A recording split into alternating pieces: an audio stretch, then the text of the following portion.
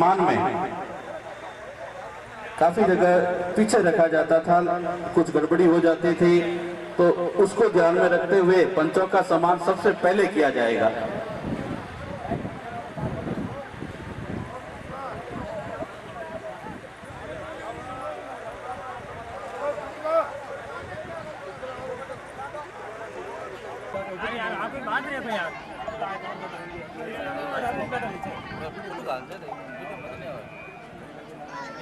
जो सहयोगी बने हैं साफा मोमेंटो, उनको माला पहना करके स्वागत बाद में किया जाएगा।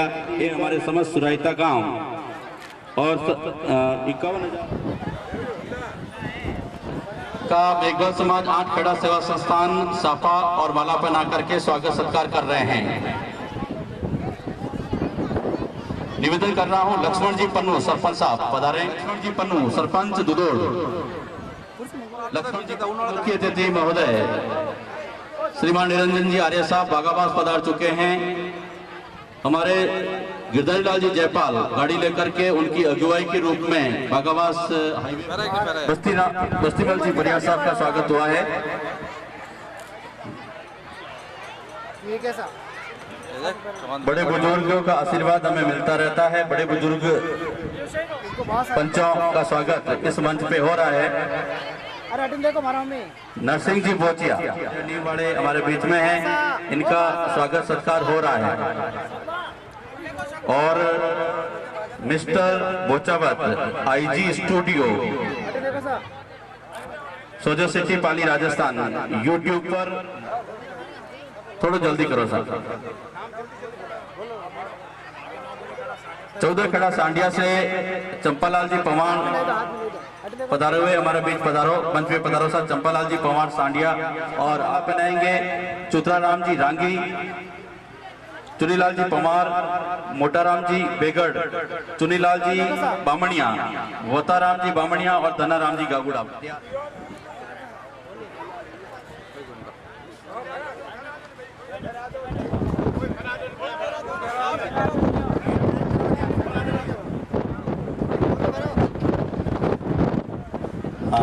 गुंडाराम जी रांगी गुड़ा बीजा को साफा बनाएंगे। मोटाराम जी बेगड़, मोटाराम जी बेगड़, चुनीलाल जी बामणिया।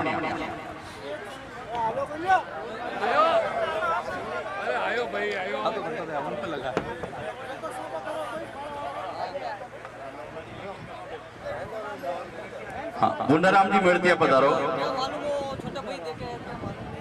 उदाराम जी, उदाराम जी 2 मिनट रुको। साफा पहरो साफा उदाराम जी मेड़तिया जिन्होंने साफा पहरावेला गोताराम जी बागावास और माला पहरावेला धनाराम जी गागुड़ा। 12 खेड़ा बोरडी अलग जी मंदिर से तैयार रहेंगे हमारे गोपाराम जी सोलरिया माली वाले, जिनको साफा और माला पहनाएंगे। बुंडाराम जी जयपाल तैयार रहे, कालूराम जी बेगड़, साफा पहनाओ सा साफा कोई भी बुंडाराम जी पधारो आगे। मंच माते स्वागत वेला बाबूताराम जी रांगी और भोमर जी रांगी। देखो सा हाथ मिलाओ सा आ रही वो भाषा हटना हो वो बजट मेरा अंदर है, फोटो भेज दीजिए आगे लिए पहना हो करनी यार। हिरालाल जी चौहान रो स्वागत वेरियो ऐसा हां सब पहना वाला मोटा बाकरू रघुनाथ जी लेवा पधारो शिवपुरा वाले और पुखाराम जी पवार मालपुरिया खुर्द वाले पधारो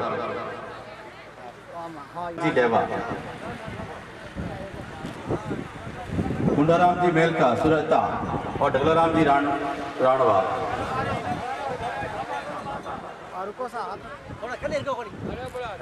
मंच पर पधारे श्रीमान खरताराम जी पवार साहब बासनी जोधराज।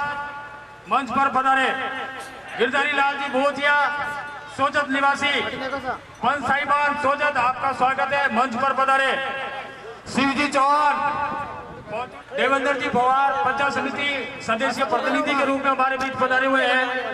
आपका समाज के इस मंच पर हार्दिक अभिनंदन एवं स्वागत है।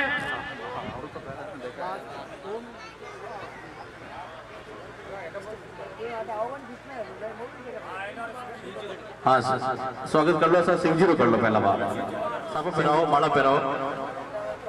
पैसा 1 मिनट आप थोड़ा सा अपना हाँ टेंट वाले भाई साहब ध्यान देवे। भट्टी पर आपका टेंट थोड़ा गिर गया है, वो उसको व्यवस्थित करें, ध्यान दें। गिरधारी राम जी बोचिया का साफा और माला पहना करके स्वागत कर रहे हैं।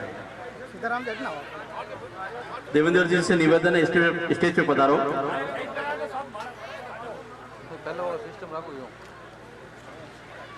बड़े बुजुर्गों का स्वागत सत्कार यहाँ हो रहा है। देवेंद्र जी वाले हैं,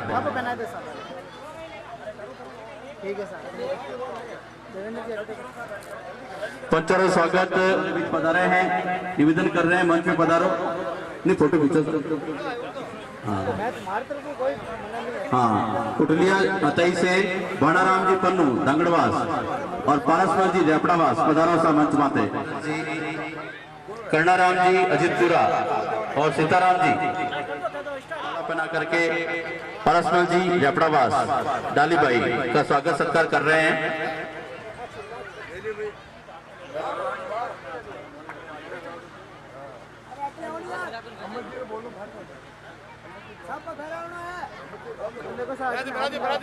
हाँ साहब,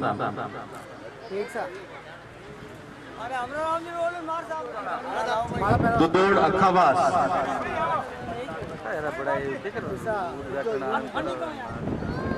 दुदोड़ अखावास माला पहनाएंगे हीरालाल जी राणवा। बच्चों का स्वागत हो रहा है।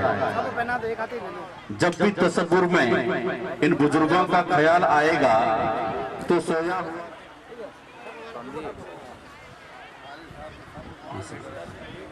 गांव बटुड़ा से विरम राम जी बेगड़, सपा वताराम जी भाटी पैरावाला और माला पैरावाला आप ही पहरा दो सर, पहरा दो भाई रोबा।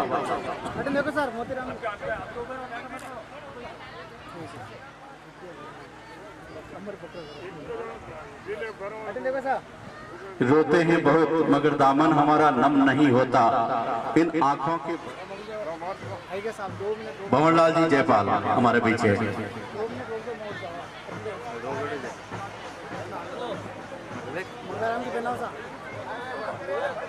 ठीक है सर,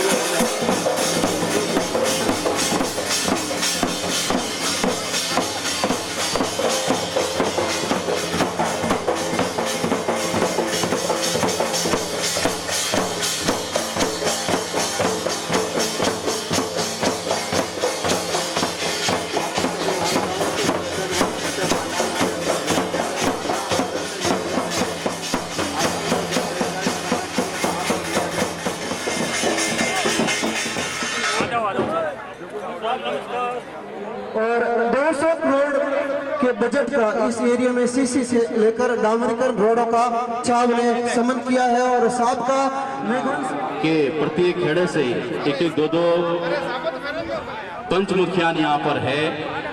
आर्य साहब का साफा बना करके और हार बना करके स्वागत सत्कार कर रहे हैं, अभिनंदन कर रहे हैं। जोरदार तालियां बजाएं। हिमतोबा बता रहा हूं, हिमतोबा आओ।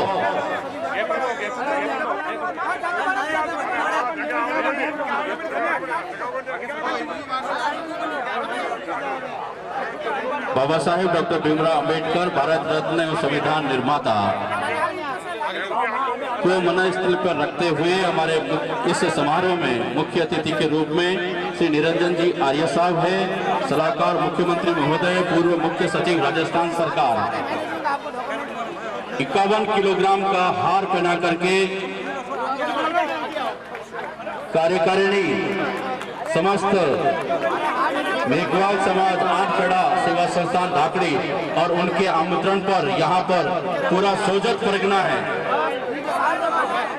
सोजत परगना मेघवाल समाज आर्य साहब का 51 किलोग्राम का हार पहना करके स्वागत सत्कार कर रहे हैं। अरे यार मोबाइल वाला लाल ले लगो यार, मोबाइल बाद में खींचे। डॉक्यूमेंट वीडियो फाइल दे दीजिए।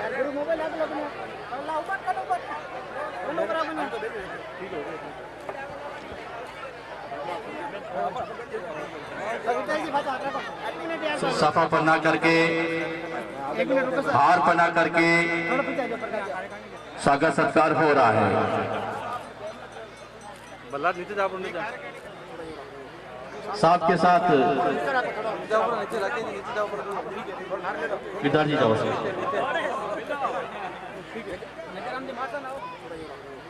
साहब के साथ विदार जी जाओ। हरिलाल जी, सत्यनारायण जी बेगड़, समस्त कार्यकारिणी व्यवस्थित रूप से बैठे ऊपर और सब व्यवस्थित रूप से देख सके। हाँ, सभी से निवेदन है, देखो थोड़ा व्यवस्थित विराजो, व्यवस्थित विराजो साहब। ठीक है सर, ठीक। अरे हट ले बसा। ठीक है सर। कार्यकारिणी एक बार फिर से साहब अति प्रसन्न।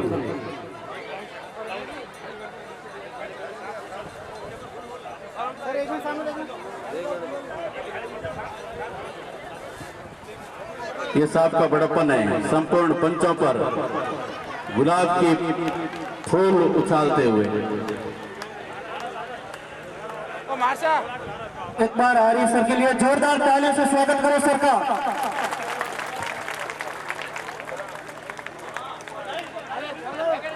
क्या बात है साहब।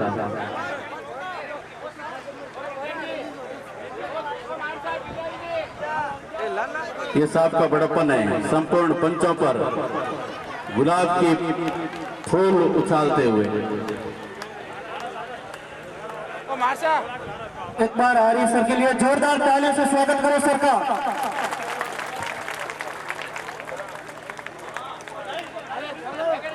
क्या बात है साहब।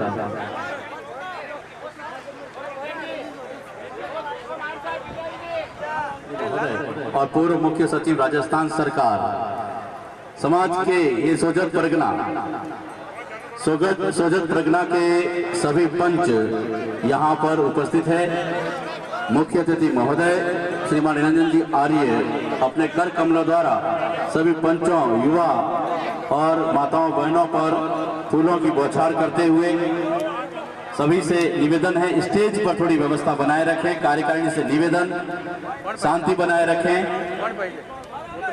कार्यक्रम की अगली रूपरेखा के रूप में हम भामाशाहों का सम्मान आर्य साहब के कर कमलों द्वारा करवाएंगे। वो भामाशाह स्टेज के पास तैयार रहेंगे। 51,000 रुपए के हमारे जो लाभार्थी है समस्त सुराइता गांव, सुराइता से हिमताराम जी राणवा, किसाराम जी भाटी, मोटाराम जी बेगड़, चुनीलाल जी बामणिया तैयार रहेंगे।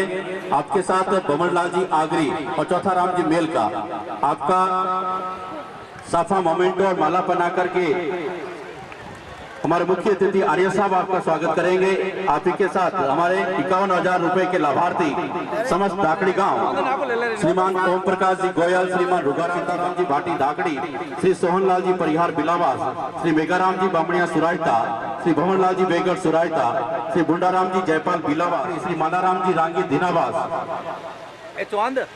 ओ भैसा श्री बिजाराम जी राणवा अजीतपुरा, श्री पुराराम जी भाटी सुरायता, पप्पाराम जी गहलोत सुरायता, सिमरत राम जी जयपाल बिलावास, चित्राराम जी रांगी दीनावास, संजय पवार दीनावास और मिश्री लाल जी बामणिया सुरायता।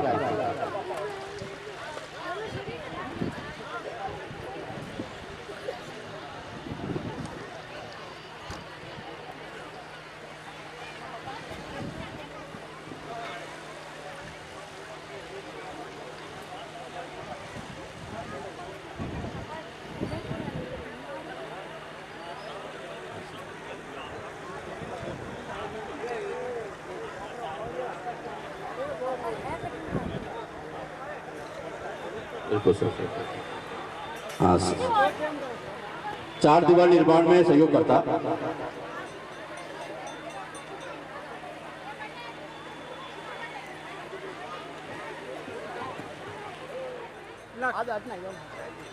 मोमेंटो व माला तैयार रखें। 4 दीवार निर्माण में सहयोग करता भामाशाहों का सम्मान आर्य साहब के कर कमलों द्वारा इस स्टेज पर होगा।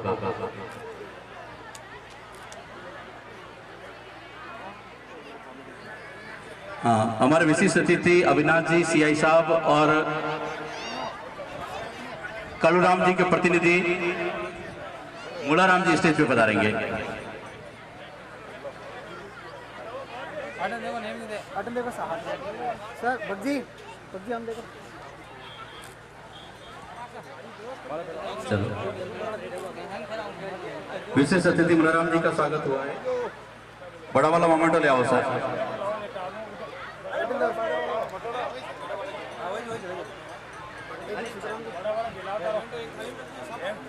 करना चाहती है बेगड़ चुनीलाल समस्त सुरायता गांव, जिनकी तरफ से 51,000 रुपए यहाँ 4 दीवारी में हमें प्राप्त हुए हैं। ओम प्रकाश जी समस्त सुरायता गांव, जिनके प्रतिनिधि इमताराम जी राणवा, गिसाराम जी भाटी, मोटाराम जी बेगड़, चुनीलाल जी बामणिया,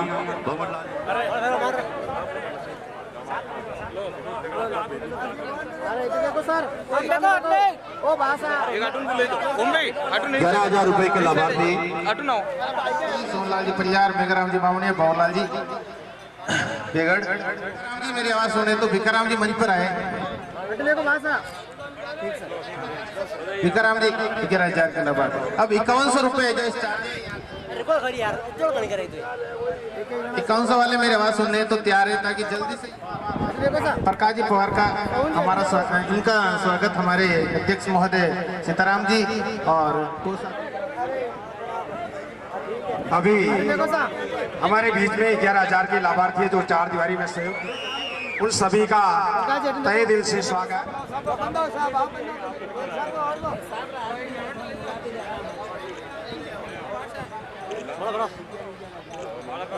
एक मिनट देखो, देखो मोबाइल ला रखो सर। साहब एक फोटो लो यार, एक लो।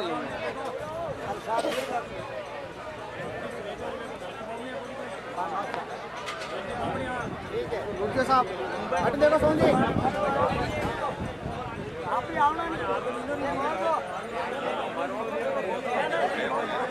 अरे सर एक बार सोन जी एक बार देखो। अरे यार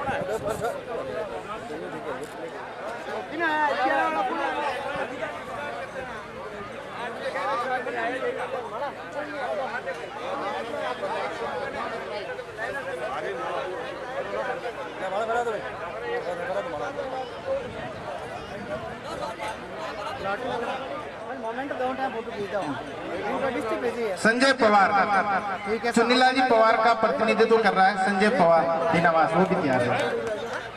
अब इन 5100 का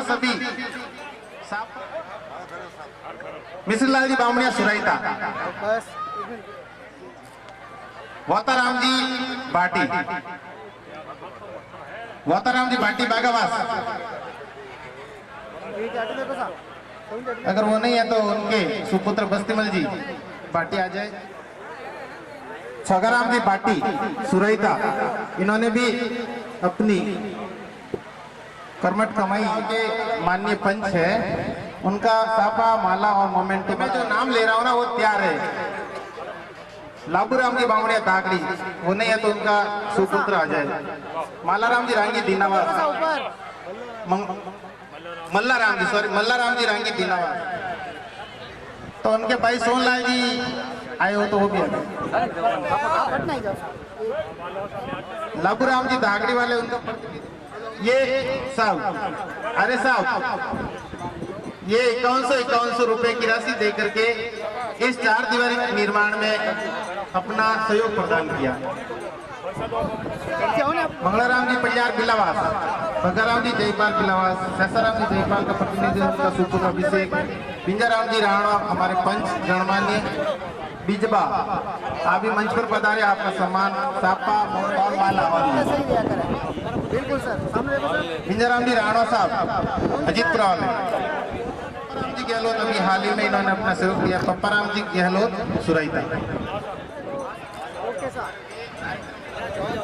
मैं आपको एक जानकारी के लिए जो इस कार्यक्रम में जो 5100 के सहयोग दिया उनका नाम इसके बाद में आएगा।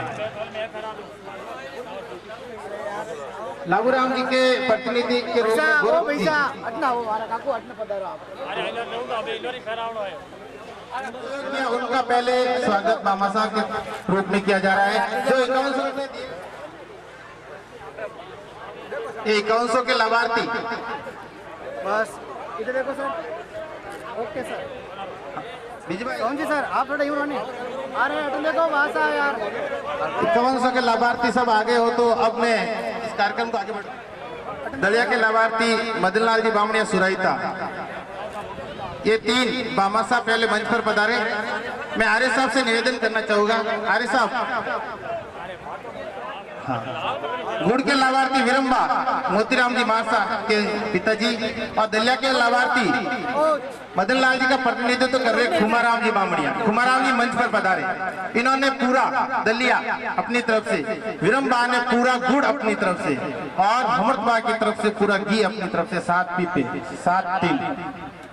बहुत ही जोरदार तालियों के साथ इन बामासाओं की बदौलत आज ये कार्यक्रम हुआ है। इनके लिए मोमेंटो, माला और सापा। अब टेंट के लाभार्थी पूरा गांव दागड़ी है, टेंट के लाभार्थी पूरा गांव दागड़ी है, तो उसके प्रतिनिधित्व कर रहे हैं दागड़ी गांव के प्रतिनिधित्व। लाबूबा लाभा के प्रतिनिधित्व के लाभार्थी का प्रतिनिधित्व करते हैं मदन जी बामणिया के प्रतिनिधित्व। कुमाराम जी बामणिया सुराइता से साहब, ये इनके तरफ से पूरा दलिया 7 मण 7.5 मण, और विरम्बा की तरफ से 7.5 मण गुड़। तो दागड़ी वाले जो टेंट की व्यवस्था की उनका प्रतिनिधित्व करने के लिए मैंने नाम लिया लाबूराम जी को देखते हुए। इसके बाद में तेल के लाभार्थी वाले भी तैयार है, पूरा गांव हिंगावास, उसके प्रतिनिधित्व है, वो भी तैयार है। मंगलाराम जी जयपाल, देखो सा वार जी राणवा। 2 दिन के कार्यक्रम में पूरा तेल की व्यवस्था हिंगावास गांव के पंचगढ़ कार्यकर्ता सत्यनारायण जी बिगड़ सुराइता।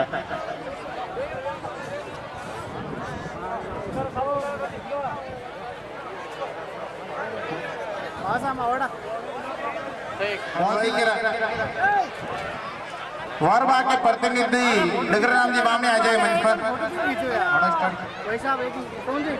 अरे सर अरे सब सही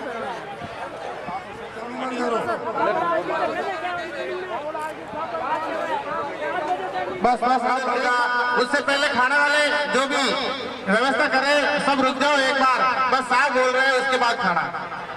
जो 2100 इससे नीचे के लाभार्थी उनका मान सम्मान हम खुद कर लेंगे। अब हम साहब से निवेदन है कि समाज का यहाँ पर बड़ा द्वार खुला सबका जो बच्चे हैं ना उनका साहब ही करेंगे। अपन साहब से क्या सुनना चाहते हैं वो बात हो जाए, फिर बात में धन्यवाद। 9,000 रुपये को एक मिनट बात है। नमस्कार, कुछ टीम आई है,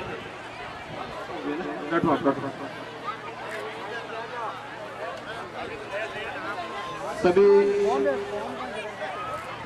मंच पे विराजमान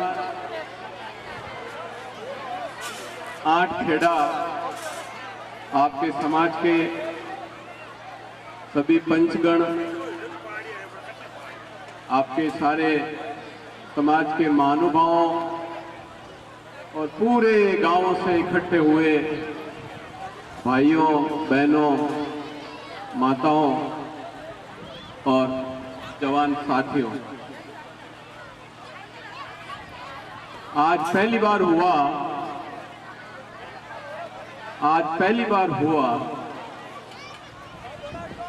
फूल तो मेरे को बहुत पहनाते हैं, साथे भी मेरे को बहुत पहनाते हैं, थालियों से फूल भी बहुत डालते हैं, लेकिन आज जो चमत्कार हुआ, आज जो मैंने मेरी बहनें और मेरी भाभियां और मेरी माताओं का थाल सजे हुए मुख्य द्वार से लगा के यहाँ तक, और उसके बाद जो गुलाब की पंखुड़ियों की बरसात हुई, और फिर मेरे को मौका मिला, मेरे को एक अवसर मिला कि मैं अपनी इज्जत, अपना स्नेह, अपना आदर, अपना भाव, अपना प्रेम, मैं तो काटा हूँ, तू सारी देख ले, मैं तो नहीं पढ़ू सारी चीजें, तो पता ही दूंगा।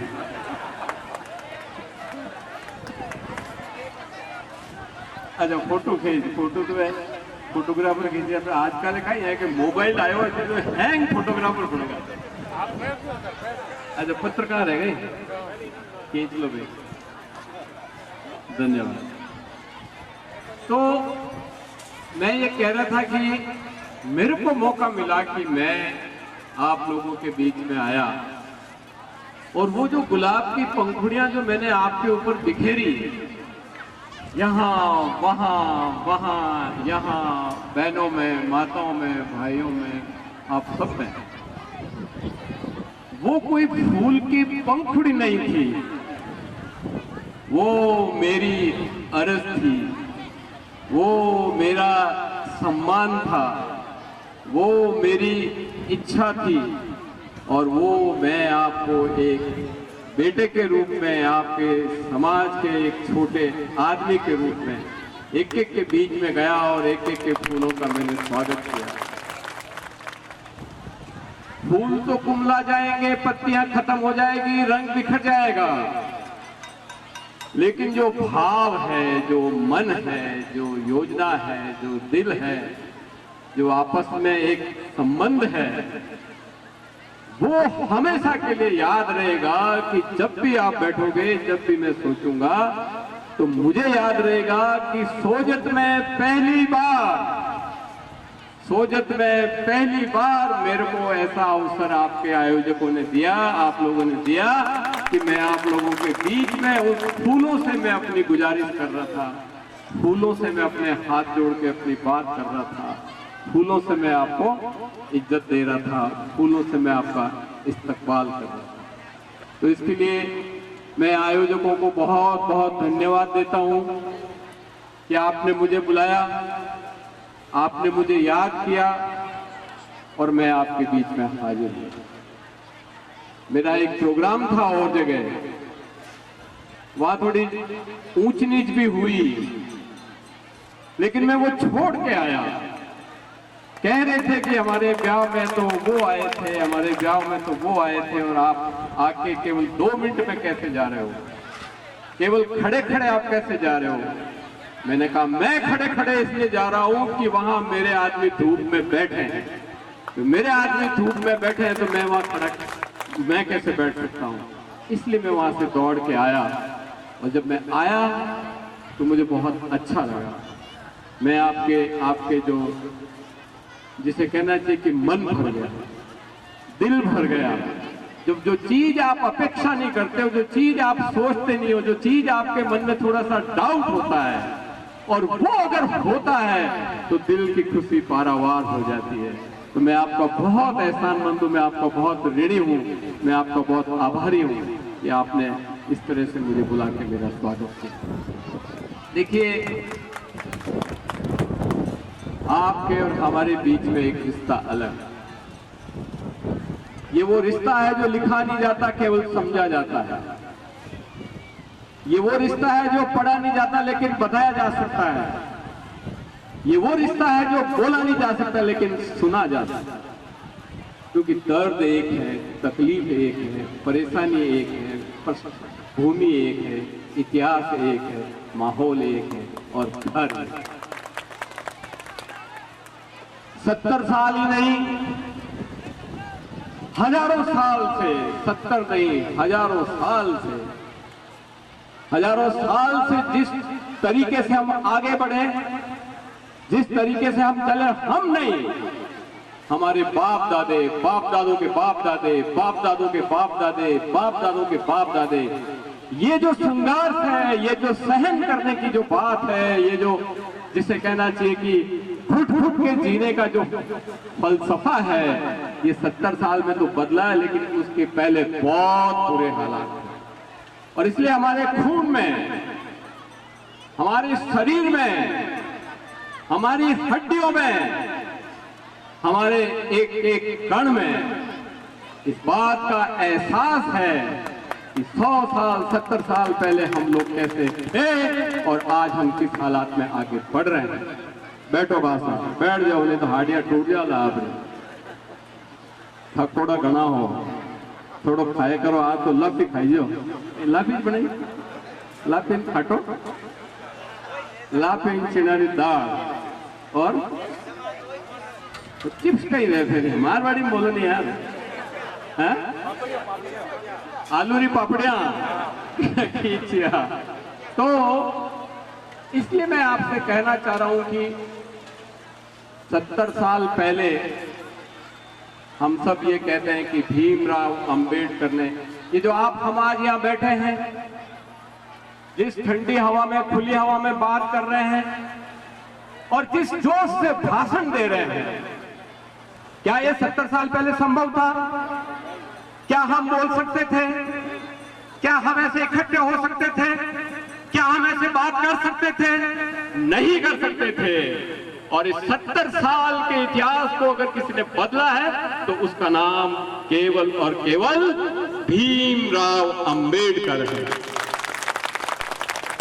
ये जो भीमराव अंबेडकर की मूर्ति आप देख रहे हैं, ये जो अंगुली के साथ इनका जो संकेत है, ये केवल एक आदमी के हाथ की केवल एक अंगुली नहीं है, ये अन्याय के विरुद्ध उठाई हुई आवाज है, ये समानता के लिए लड़ने वाला संघर्ष है और ये हम सबको शिक्षा, जागृति और एक होने का आदेश है।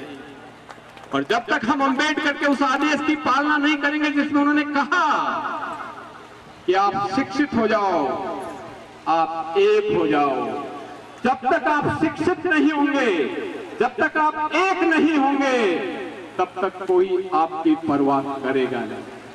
और इसलिए अगर हमको हमारी परवाह करानी है, हमको अगर आगे बढ़ना है, हमको हमारा विकास कराना है, हमको इस हिस्सेदारी बढ़ानी है, हमको इस राज्य में भागीदारी लेनी है, हमको हमारे जीवन का स्तर सुधारना है, हमको हमारे घर में अच्छी व्यवस्था करनी है, बच्चों को पढ़ाना है, बच्चों को अच्छा खिलाना है, बच्चों को अच्छा पहनाना है, बच्चों को अच्छा रखना है, तो उसके लिए शिक्षा और एकता सबसे बड़ी जरूरत है। आप ये सोचिए कि भीमराव अंबेडकर ने संविधान लिखा, पूरी दुनिया में जिसकी चर्चा हो रही कि इतना बड़ा संविधान एक आदमी ने लिख दिया, और वो आदमी कौन था? आज हम आरक्षण का फायदा उठा रहे हैं और मुझे तो ये कहने में भी कोई शर्म नहीं है कि अगर मैं मुख्य सचिव बना तो अभी मैं अंबेडकर के उस संविधान के प्रावधान के कारण बना। और आज आप जो घूम रहे हो, कोई शिक्षक है, कोई अधिकारी है, कोई IAS है, कोई मास्टर है, कोई ग्राम सेवक है, कोई बाबू है, कोई पटवारी है, कोई इंस्पेक्टर है, कोई डॉक्टर है, कोई इंजीनियर है, कोई RS है, कोई RPS है, कोई IAS है या IPS है।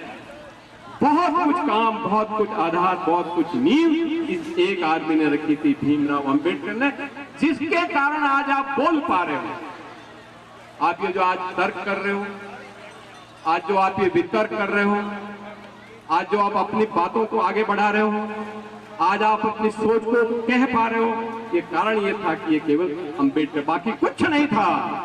और मैं इन लोगों को भी कहना चाहता हूं जो आज ये अपने अधिकार से आंदोलन की बात करते हैं, जो ये कहते हैं कि हमारा है, जो ये कहते हैं कि हम हैं, जो ये कहते हैं कि हम अलग हैं, उनको ये पता नहीं है कि ये कहने का अधिकार, ये बोलने का अधिकार उनके बाप दादों ने नहीं दिया, ये बोलने का अधिकार अंबेडकर ने दिया। तो अगर आज अंबेडकर के कारण हम यहाँ हैं, अंबेडकर के कारण आप सब बैठे हैं, अंबेडकर के कारण आप बोलने की स्थिति में साफा पहन रहे हैं, लगा रहे हैं पैंट शर्ट, तो आपको अंबेडकर की हर बात का आदेश मानना चाहिए, आपको अंबेडकर की शिक्षा का पूरा पालन करना चाहिए। ये कभी नहीं हो सकता कि हम अंबेडकर की केवल वो बात मानेंगे जो हमें फायदा उठाती है, हम अंबेडकर की वो बातें नहीं मानेंगे जिससे हमें नुकसान होता है। ये स्वार्थ होगा, ये छोटी सोच होगी, ये दिल का दायरा सीमित होगा। इसलिए हम पहले ये तो सोचें कि उस आदमी ने कहा क्या था। आप सोचिए, जो एक बात मैं आपको कहता हूं, बड़ा दिल रखना, सोच बड़ी रखना। अंबेडकर ने तो केवल संविधान बनाया था, एक किताब लिखी थी, एक फाइल तैयार की थी, एक रूपरेखा बनाई थी कि भाई ये मैं प्रस्तावित करता हूं। शब्द आप सुनिए, उसने कहा कि मैं प्रस्तावित कर रहा हूं कि देश में ऐसा संविधान होना चाहिए। मैं प्रस्तावित कर रहा हूं, मैं प्रपोज कर रहा हूं, मैं बना के लाया हूं, आप देखिए, आप पढ़िए, और अगर आपकी अनुमति हो तो ये देश में लागू होगा। ये तो इतनी बात तो आप भी जानते हैं। और अंबेडकर की जाति तो महार थी, वो तो कोई किसी बड़ी जाति या उस तरह का नहीं था, वो तो एक छोटी सी महाराष्ट्र की छोटी सी जाति थी जिसे शूद्रता के भी आगे वाली इकाई में माना जाता है। इतिहास पढ़िए, किताबें देखिए, इंटरनेट पे जाइए, पता चलेगा कि अंबेडकर कौन था। अंबेडकर कोई दलितों की बड़ी जाति का आदमी नहीं था, अंबेडकर कोई बहुत बड़े घराने का नहीं था। अंबेडकर महार जाति का था, जिसको शूद्र और शूद्र से भी अनटचेबल में माना जाता था, वो आदमी था अंबेडकर। और उसने सबका सोचा, उसने ये नहीं सोचा कि आरक्षण केवल एक जाति को मिले या आरक्षण के, उसने सोचा कि हिंदुस्तान में अगर दलित 4000 साल से दबे हुए हैं तो ये संविधान, ये आरक्षण इन 4000 साल की दबी हुई सभी जातियों को मिलना चाहिए। ये अंबेडकर ने सोचा। अगर वो छोटी सोच रखता, अगर वो भी सोच लेता, तो पता नहीं हिंदुस्तान में क्या होता है, कैसे। आप और हम कुछ नहीं कर सकते, आप और हम अभी भी कुछ नहीं कर पा रहे। तो अगर आरक्षण नहीं होता तो हम क्या कर पाते। सोचिए, झांकिए, दिल में देखिए, राजनीति से ऊपर उठ के सोचिए। सामाजिक बदलाव है, ये सामाजिक क्रांति है, ये सामाजिक तूफान है, ये सामाजिक इतिहास का एक रवैया है जिसको आपको समझना पड़ेगा। अगर उस समय देश के प्रधानमंत्री जवाहरलाल नेहरू थे, वो तो दलित नहीं थे, वो तो कश्मीरी पंडित या ब्राह्मण या जो भी कह दीजिए, वो तो वो थे। वल्लभ भाई पटेल थे, पूरी कैबिनेट में सभी दलित थोड़ी थे। और संविधान लागू हुआ, आरक्षण लागू हुआ तो सहमति उन लोगों ने दी जिनके मैं नाम ले रहा हूं। इस देश में आरक्षण का प्रावधान कागज में लिख के अंबेडकर ले गया था कि ऐसा होना चाहिए, लेकिन जब तक नेहरू और पूरे कैबिनेट का अनुमोदन नहीं होता तो वो लागू नहीं होता। इसलिए हमारे देश में आरक्षण लागू हुआ तो हमको उन लोगों का भी एहसान मानना चाहिए जिन्होंने ये किया। ठीक बात है, हमने तो बना के दिया, हमने हमारी तकलीफ बताई, दर्द बताया, दिल की जो बात है वो सुनाई, और उसको अंबेडकर ने कागज में लिखा। और लिख के अंबेडकर ने कहा कि इतनी नौकरियों में ये करो, इतने प्रावधान ये करो, पंचायतों में ये करो, वगैरह वगैरह, ऐसे कानून बनाओ। लेकिन उस पे जो ठप्पा लगा, इस पे जो मोहर लगी, जिसके चलते ये कानून बना, देश में जो लागू हुआ ये केवल दलितों ने नहीं किया, ये इस हिंदुस्तान के उस समय के कांग्रेस नेतृत्व के सवर्ण जाति के लोगों ने मानना स्वीकार किया, जिसके चलते ये आरक्षण मिला। क्योंकि उनकी बड़ी सोच थी, क्योंकि उनकी सोच बड़ी थी। अगर वो भी छोटी सोच रख लेते, वो तो बहुमत में तो वही थे, अगर वो भी छोटी सोच रख लेते, नहीं भी अभी नहीं, आरक्षण बाद में देखेंगे, अभी क्या, अभी तो अगली बार विचार करेंगे, अगर वो भी ऐसा रख लेते तो क्या आज ये हालात होते? आज आप यहाँ बैठ के बात कर रहे हो, कर सकते? आप बिल्कुल नहीं कर सकते। ये इसलिए कर पा रहे हैं कि अम्बेडकर के प्रस्ताव को उस समय के नेतृत्व ने स्वीकार किया, उस समय के राजनीतिक मंत्रियों ने, कैबिनेट ने उसको अनुमोदित किया और उसके कारण वो देश में लागू हुआ। और वो जब देश में लागू हुआ तो आपको और हमको फायदा।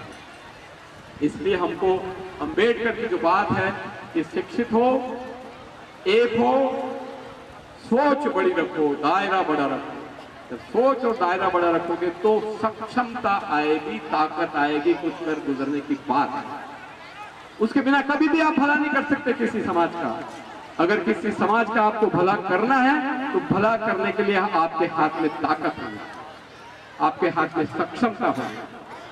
बाकी तो आपकी और हमारी पूरे दलित समाज की तकलीफें एक है। कैसे हम गरीबी में पले पड़े, आप और हम सब जानते हैं।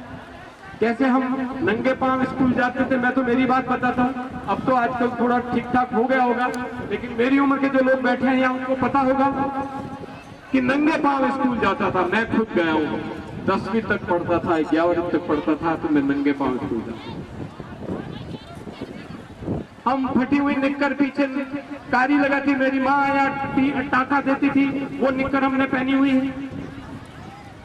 हम कैसे, अब मैं क्या वर्क बिहेवियर जो वो हुआ तो मैं क्या बताऊं, आप सब जानते हो कि कैसे हमको कहा जाता था कि दूर रहो, क्या बताओ, घर में नहीं घुसो, पानी के हाथ कैसे लगा लिया। मैं ये सब मैं बातें बता रहा हूँ 70, 80 की, 90 की, जब मैं इन चीजों को सहन। और आज जब समय बदला तो आज निरंजन आर्य सब कुछ हो गए। आज निरंजन आर्य सब कुछ हो गए। कारण इसका यह है कि केवल शिक्षा और शिक्षा के कारण मिला हुआ है पद। अगर मैं शिक्षित नहीं होता, अगर मेरे को पद नहीं मिलता, तो क्या मेरे साथ जो आज व्यवहार हो रहा होता क्या? बिल्कुल नहीं होता। आप मेरे घर जाके देखिए, मेरे सगे चाचा को देखिए, आप जानते हो, आप जानते हो, आप जानते हो, मेरे चाचा के भाइयों को देखिए, किन हालातों में वो रहते हैं। आज भी वही गांव का सेटअप है, वही आगे पीछे बैठने की बात है, वही गरीबी है, क्योंकि वो शिक्षित नहीं हुए, वो IAS नहीं बने, उन्होंने पद प्राप्त नहीं किया, इसलिए आज भी वो उन चीजों के शिकार। और इसलिए अगर हमको भी वो बात दूर करनी है तो हमको सबको बढ़ा के, ताकत प्राप्त करके, जब जाके हम इस संकट को दूर कर पाएंगे। ये संकट छोटा नहीं है, ये संकट व्यक्तिगत नहीं है, ये संकट एक आदमी का नहीं है, ये संकट पूरे समाज का है, ये संकट पूरी जाति का है, ये संकट पूरे वर्ग का है। और इसीलिए मैं आपसे यही कहना चाहता हूं कि आज आप यहाँ इकट्ठे हुए और मेरे को जिस स्नेह से, जिस आशीर्वाद से, जिस बड़े दिल से, जिस सोच से आपने मेरे को बुलाया, आपका बहुत बहुत आभारी हूँ। मेरे पास कोई शब्द नहीं है कहने के कि मैं ये आभार कैसे चुकाऊँ, मैं ये आपका एहसान कैसे चुकाऊंगा। और ये जो एहसान मेरे पे जो आज आपने किया है, मुझे इस बात का एहसास, मुझे पूरा पता है कि ये कितनी बड़ी बात है, कितने बड़े दिल से आपने बुलाया, किन तकलीफों के बावजूद आपने बुलाया, छोटी मोटी समस्याओं के बावजूद आपने बुलाया। तो इस बात का मुझे खैर पूरा भरोसा है। आप निश्चिंत रहिए, हम सबको आगे बढ़ना है, हम सबको इन तकलीफों का समाधान है। और ये तकलीफें इस समाज में जब तक ताकत नहीं आएगी तब तक दूर नहीं होगी। कोई अगर ये कहे कि ज्यादा संख्या होने से राज मिलता है, तो इस दुनिया में राज इंग्लैंड और अमेरिका का चलता है। इस दुनिया में राज भारत और चाइना का नहीं चलता। भारत की आबादी 140 करोड़ है, चाइना की आबादी भी 140 के आसपास करोड़ है, 280-300 करोड़ तो इन दो देशों की आबादी है। लेकिन इंग्लैंड की आबादी तो केवल 20-25 करोड़ है, इससे भी कम होगी। अमेरिका की आबादी तो केवल 30 करोड़ है। अगर 30 करोड़ का अमेरिका और 5 करोड़ का इंग्लैंड आज पूरी दुनिया में राज कर रहा है, तो आप मुझे बताइए राज नंबर से होता है या राज दिमाग से होता है? राज दिमाग से होता है, राज नंबर से नहीं होता। अगर नंबरों से राज होता तो आज भारत दुनिया का नंबर 1 मोस्ट पावरफुल कंट्री, दुनिया की ताकत भारत होता, क्योंकि हमारे पास 140 करोड़ आदमी है। लेकिन आज जापान जिसकी छोटी सी आबादी, जर्मनी जिसकी राजस्थान से भी कम आबादी, इंग्लैंड, फ्रांस, अमेरिका जिनकी आबादी हमारे स्टेट के बराबर नहीं है, आज वो दुनिया में राज कर रहे हैं। दुनिया की व्यवस्था उनके कंट्रोल में है, चाहे बोले फाइनेंस हो, चाहे बोले रक्षा हो, चाहे बोले पॉलिटिक्स हो, चाहे बोले कुछ भी हो। और हम 140 करोड़ के लोग भी पीछे बैठे हैं उनसे, क्योंकि राज नंबर से नहीं चलता, राज दिमाग से। और इसलिए आपको भी मैं ये कहना चाहूंगा कि हमें ये नहीं सोचना है कि नंबर क्या है, वो कौन ज्यादा है कौन छोटा है। हाँ, बात हमको ये देखने की कौन कर सकता है, कौन सक्षम है, कौन दिमाग चला सकता है, कौन हमारा भला कर सकता है, कौन अच्छी सोच रख सकता है, किसके चलते हमें शरण मिलती है, किसके नाम से हमारी रक्षा हो सकती है। ये अगर आप सोचोगे तो आपका भला होगा, तो आपका राज चलेगा, नहीं तो नहीं चलेगा। ये आपके बादशाह बैठे हैं, ये सत्यनारायण बैठा होगा, इधर गया, और लोग बैठे हैं, डायरेक्ट इनडायरेक्ट काफी लोगों ने योगदान किया। आप बताइए, हम लोग अंबेडकर की पूजा करते हैं, हमारे लिए अंबेडकर भगवान है। प्रकाश पवादी कहाँ है? ये आपके पार्षद हमारे सोजत के बड़े मेहनत का साथ भी। आप बताइए मुझे, ऐसे तो मैं बहुत उदाहरण दे सकता हूं, लेकिन एक बात कहता हूं, हम सबके भगवान अंबेडकर हैं। हम कहते हैं सब कुछ देन अंबेडकर की हम मानते हैं, सब कुछ समर्पण अंबेडकर के लिए हम कहते हैं, सुनते हैं। लेकिन हम अंबेडकर की मूर्ति लगाने के लिए जो संघर्ष करते हैं, वो इनकी आत्मा और इनकी आत्मा जानती है। सोजत की बात कह रहे हैं, मैं बड़ी बात नहीं कह रहा, सोजत की बात कह रहा हूं। सोजत जैसे बड़े कस्बे में आप अंबेडकर की मूर्ति नहीं लगी थी, तो नेतृत्व तो था ना किसी के पास, संख्या ज्यादा थी ना किसी के पास, बहुमत था ना किसी के पास। क्यों नहीं लगी अंबेडकर की मूर्ति? क्यों नहीं हिम्मत हुई? क्यों नहीं राज में काम कराने की नौबत आई? क्यों नहीं तजवीज निकाली? लेकिन इसके लिए ताकत चाहिए, नॉलेज चाहिए, हिम्मत चाहिए और राज करने की बात। और वही अंबेडकर की मूर्ति हमने 3 दिन में सोजत में इसी केंद्रीय जगह पे लगा दी, जो इतिहास बन गया, जो इतिहास बन गया। आप में से कभी जाके देखना, सोजत में जिस मेन चौराहे पे अंबेडकर की मूर्ति लगी है और जिस तरीके से अंबेडकर आंदोलन करते वहां खड़े हुए हैं, हिल गई है दुनिया की, अंबेडकर आ गए हैं। तो वो तो अंबेडकर तो वही थे, आपके जनप्रतिनिधि भी वही थे, आपके जो नेतागिरी करते हैं ये भी वही थे। अंबेडकर भी वही था, सोजत भी वही था, कानून भी वही था, पैसे भी वही थे, लेकिन लग नहीं पा रहे थे। और अब 3 दिन में 4 दिन में मूर्ति लग गई। तो ये एक हमारी इज्जत है, हमारी प्रेस्टीज है, हमारा आत्मविश्वास है, हमारा संबल है, हमारी पहचान है, हमारी औकात है। और ये पहचान, ये औकात, ये ताकत, ये जो सिंबल है, उस अंबेडकर के सिंबल को स्थापित करके हमने सोजत में पूरे दलित समाज की ओर से इस अंबेडकर को एक श्रद्धांजलि दी है। आज हमने हमारा ऋण उतारा है। अगर सोजत के दलित समाज के सारे लोग, हर जाति के लोग, और अंबेडकर तो खैर दलित ही क्यों, अंबेडकर तो सभी जातियों का संरक्षक था, वो सभी जातियों की बात करता था। तो ऐसे महापुरुष जो भारत रत्न थे, उस भारत रत्न की मूर्ति अगर सोजत में लगी है अभी और आपके सामने है, तो मैं ये कहना चाहता हूँ कि हम सब ने हमारा ऋण चुकाया है।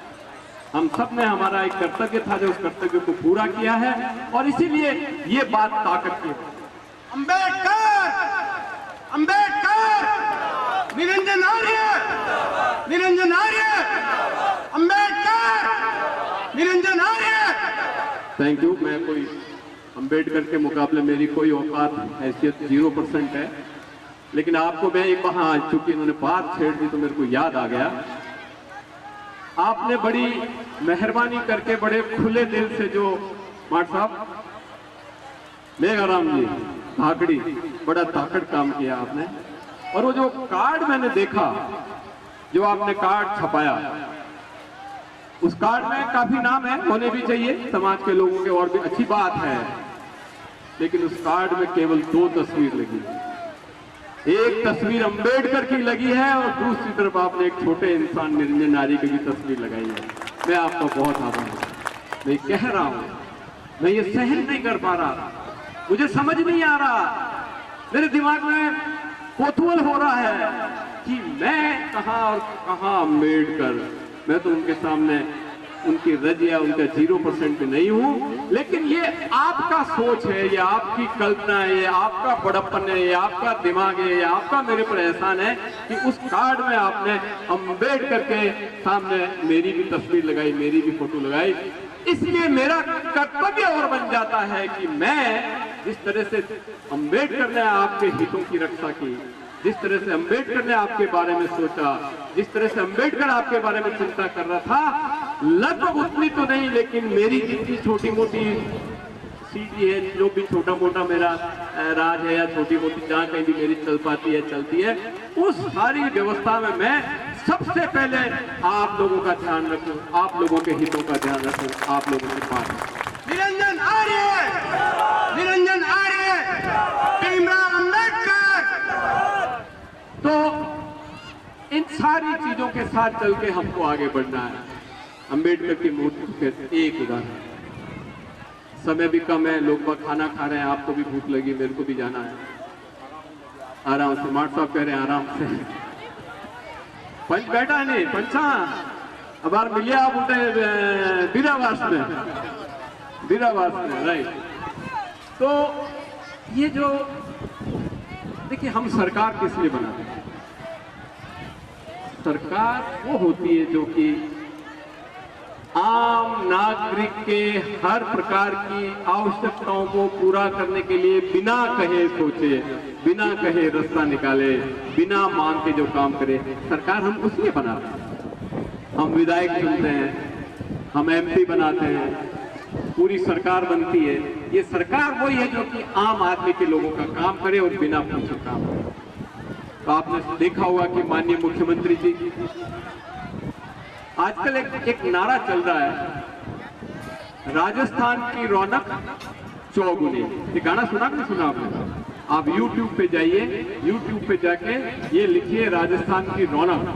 जब आप राजस्थान की रौनक लिखेंगे तो एक वीडियो आएगा और वीडियो में सरकार के बारे में बताया गया है और उस वीडियो का नाम है राजस्थान की रौनक चौगुनी। पहले रौनक होती है, फिर रौनक दुगनी होती है और फिर रौनक चौगुनी होती है।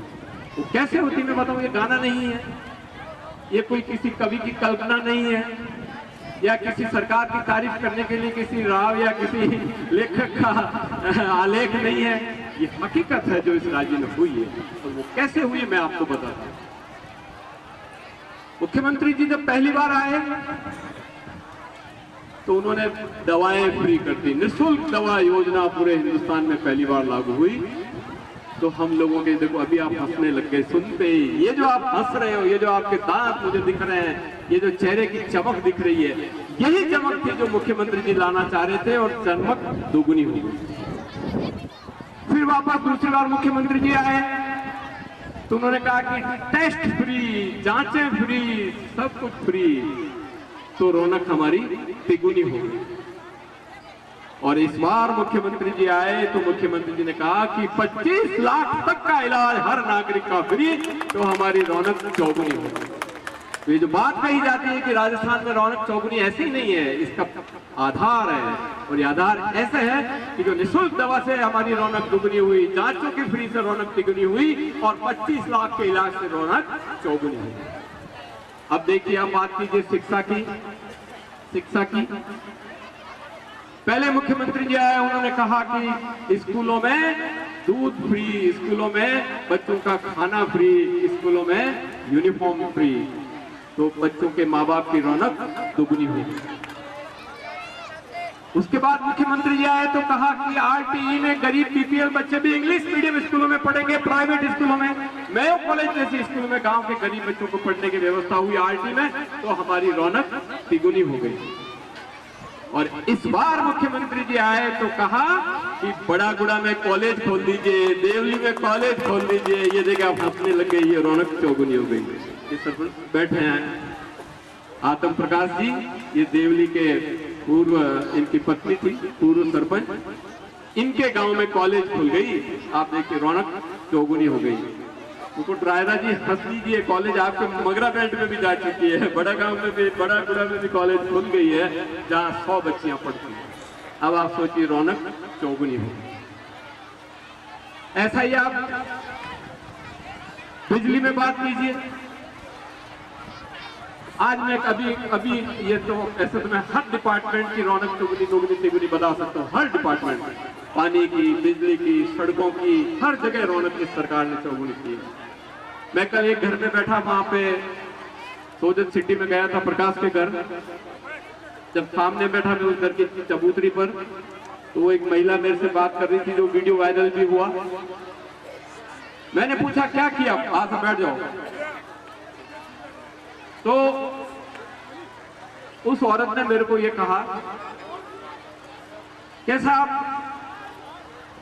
फ्री, काफी फ्री मिलने दूंगा, मैं क्यों कहीं कहीं फ्री मिले, कैसा गैस रो सिलेंडर जो पहले 1100 रुपया या 1200 रुपया में आओ तो अब 500 रुपया में आवे, 500 रुपया में कितना फर्क है भाई जी। हूं लो आज जो आप जीम रहे हो, रोटियां खाई रहे हो, सिलेंडर में तो बने जो पहले 1100 में आओ तो अब 500 में आवे, तो रौनक दुगनी हो गई।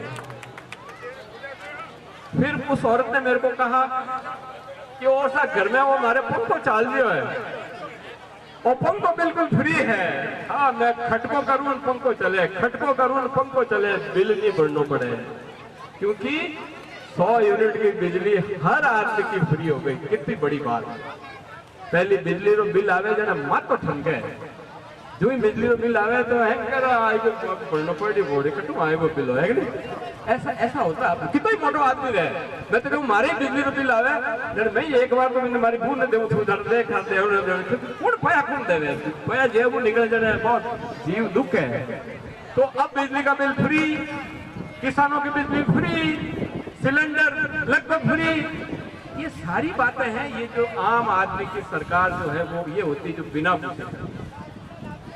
बड़ा में कॉलेज हमने खोली, और आपके समाज की एक लड़की जसोदा, जिसका मैं हर भाषण में नाम लेता हूँ, मैं एक दिन बड़ा गुड़ा जा रहा था तो मेरी गाड़ी रुकी, तो एक 2-3 लड़कियां खड़ी थी, मैं उस लड़की के पास गया, मैंने कहा बेबी क्या करते हो, कहती मैं पढ़ती हूँ। कौन सी क्लास में?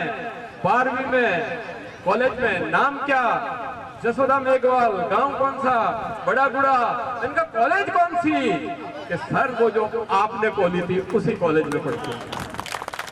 अब आप उस औरत के, उस बच्चे के चेहरे की खुशी देखिए, रौनक देखिए।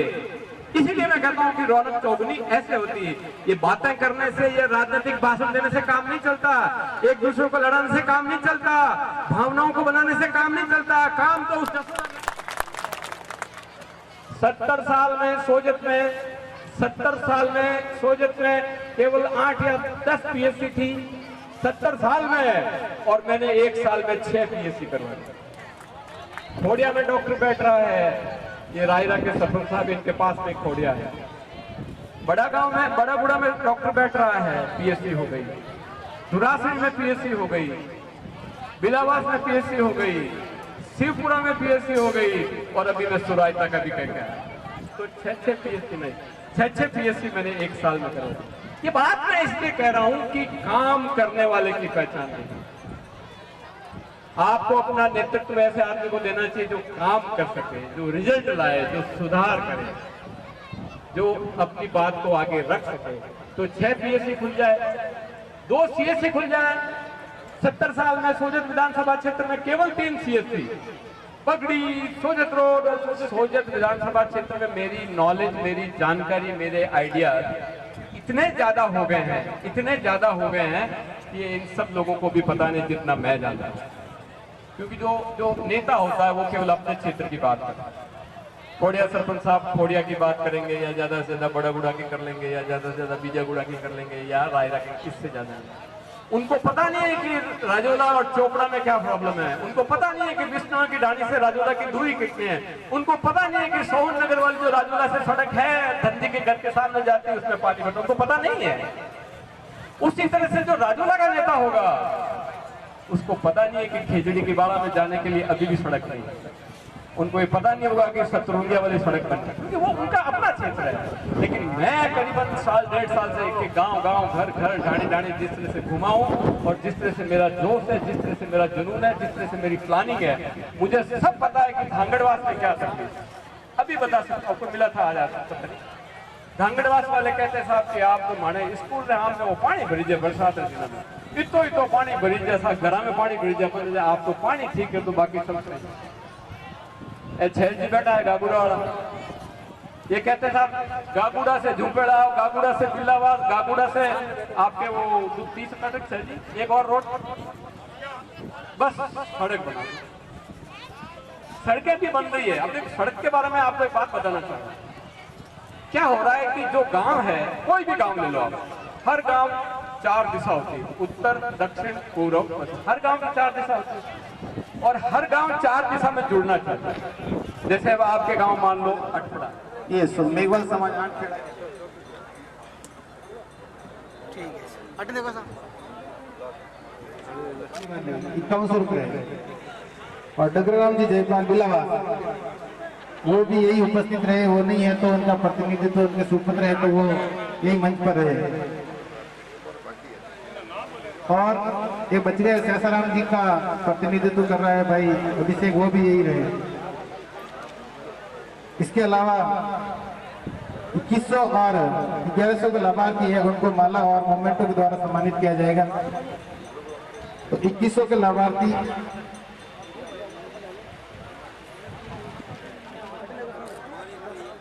5100 रुपए डगराराम जी जयपाल का प्रतिनिधित्व होता आ जाओ, उत्तम जयपाल और अभिषेक जयपाल सहसाराम जी का सुपुत्र अभिषेक जयपाल मेरी आवाज सुन रहा तो वो भी आ जाओ। मोमेंटो माला और सापा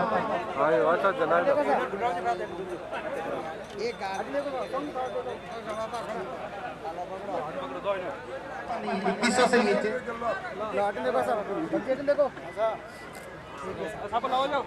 गिसाराम जी चवाणिया जो पिलावास के उनका समाज हार्दिक स्वागत और सम्मान करना चाहता है। गिसाराम चवाणिया आप ही अभिषेक जयपाल हाथ भरून दो ना मोमेंट दे दो आप मासा ले ले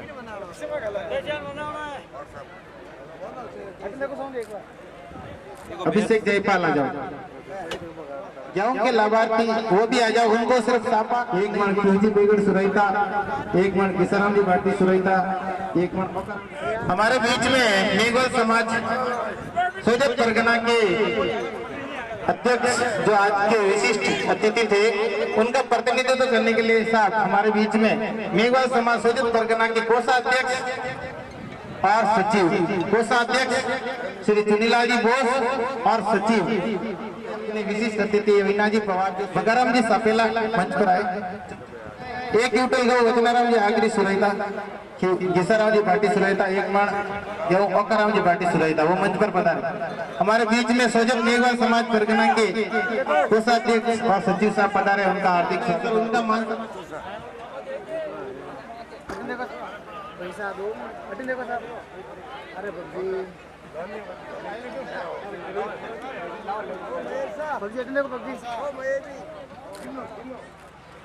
हमारे ये मेघवाल समाज सोजत परगना के और मोमेंटो बैठ करके सम्मान करे। भैया तू पहले इनमें कैमरा देखो साहब। हाँ हमारे वो निःशुल्क मोटाराम जी बॉस हमारे इनका आईजी स्टूडियो है सोजत में। मनीषा जी जयपाल की आवाज सुन रहे हो तो आ जाए मंच पर।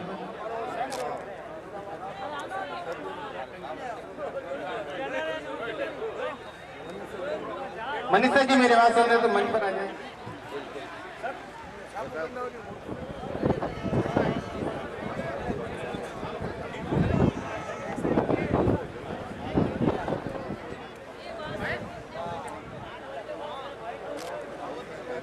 हमारा पंचगण है वो पंचमाता है जो साहब कोई बात करने रहे 2 मिनट तो